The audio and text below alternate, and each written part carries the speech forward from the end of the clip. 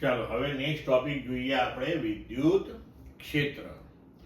તો એને પહેલા એવી રીતે સમજીએ આપણે કે ધારો કે આપણે કોઈ એક વિદ્યુત ભાર આપણી પાસે છે અને એ વિદ્યુત ભારથી કોઈ ચોક્કસ અંતરે આપણે બીજો વિદ્યુત ભાર મૂકીએ તો આ પહેલો વિદ્યુત ભાર એ બીજા વિદ્યુત ભાર ઉપર બળ લગાડશે, બરોબર છે, કુલમના નિયમ પ્રમાણે.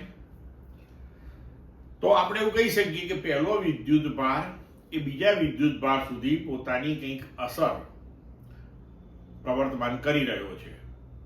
પણ ધારો કે બીજો વિદ્યુત ભાર આપણે લઈ લઈએ એ જગ્યાએથી, તો આ પહેલા વિદ્યુત ભારની ત્યાં કોઈ અસર હશે ખરી? ચોક્કસ હોય, બરોબર. પણ આપણે જ્યારે બીજો વિદ્યુત ભાર ત્યાં મૂકીએ છીએ ત્યારે તે અનુભવીએ છીએ. જો આના માટેનું આપણે બીજું ઉદાહરણ સમજીએ કે ધારો કે આપણે ગુરુત્વાકર્ષિત બળની વાત કરીએ તો અત્યારે આપણે કોઈ વસ્તુ અહીંયા આગળ રાખીએ, આમ છોડી મૂકીએ તો એ ગુરુત્વાકર્ષી બળની અસર હેઠળ નીચે પડી જાય, બરોબર છે. તો હવે આપણે એવું કહીએ કે યસ ગુરુત્વાકર્ષી બળ આ વસ્તુ ઉપર લાગે છે, પણ હવે આ વસ્તુ અહીંયા આપણે નથી મૂકતા ધારો કે, તો શું ગુરુત્વાકર્ષી બળ નથી? ગુરુત્વાકર્ષી બળની અસર નથી? છે, જેને આપણે 11મા ધોરણની અંદર ભણ્યા હતા અને આપણે કહ્યું હતું કે એ ગુરુત્વાકર્ષી ક્ષેત્ર છે.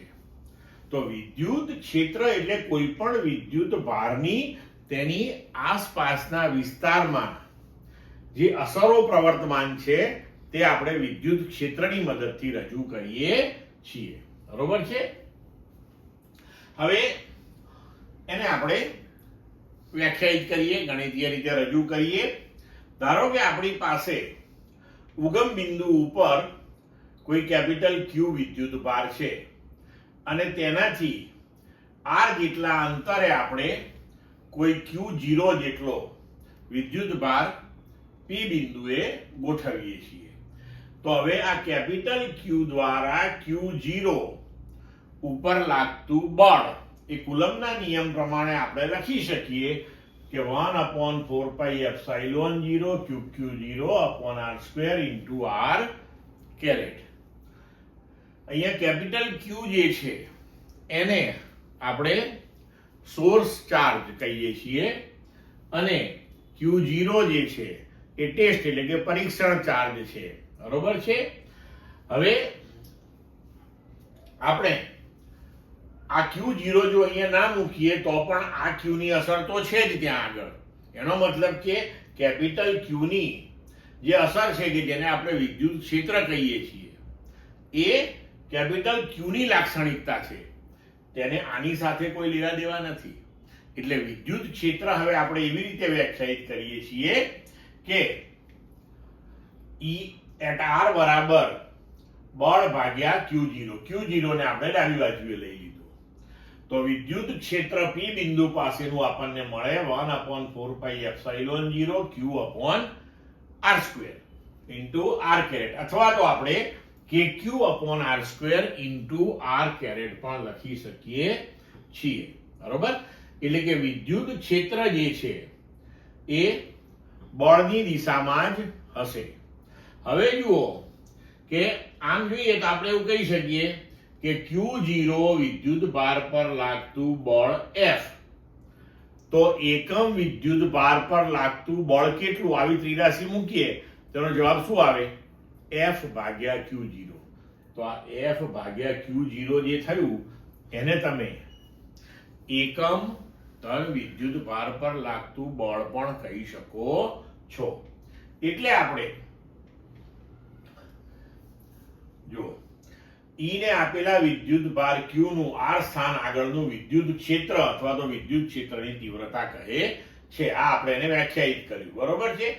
તેનો એકમ થશે ન્યૂટન પર કુલમ અથવા તો વોલ્ટ પર મીટર. બળનો ન્યૂટન છે ને ચાર્જનો કુલમ છે અને તેનું પારિમાણિક સૂત્ર થશે m1L1T-3 A-1. અને હવે જેમ હમણાં મેં તમને કહ્યું કે F ભાગ્યા Q0 જે છે એ એકમ ધન વિદ્યુત ભાર ઉપર લાગતું બળ થશે.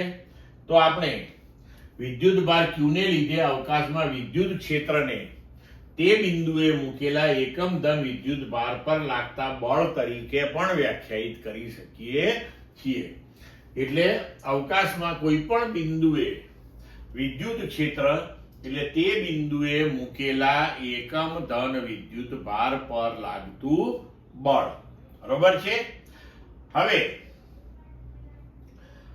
ધન વિદ્યુત ભાર માટે જો આપણે વિદ્યુત ક્ષેત્ર લઈએ તો ધારો કે ધન વિદ્યુત ભાર આપણી પાસે હોય તો તેની આજુબાજુમાં આપણે જે ક્ષેત્ર છે, જે વિસ્તાર છે, એમાં કોઈ પણ બિંદુએ જો તમે એકમ ધન વિદ્યુત ભાર મૂકો તો એ અપાકર્ષી બળ એટલે કે બહારની તરફની દિશામાં બળ લગાડશે.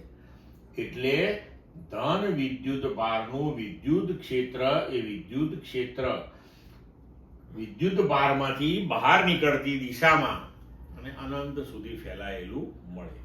તેવી જ રીતે જો આપણે કોઈ ઋણ વિદ્યુત ભાર લઈએ -q તો એની આજુબાજુ કોઈ પણ બિંદુએ જો તમે એકમ ધન વિદ્યુત ભાર મૂકો તો તેની પર આકર્ષી બળ લાગશે એટલે કે વિદ્યુત ભાર તરફ બળ લાગશે. તો તેનું વિદ્યુત ક્ષેત્ર અનંત થઈ વિદ્યુત ભાર સુધી અને વિદ્યુત ભારની અંદર વિરામ પામતું હોય તેવી રીતનું આપણને મળે છે.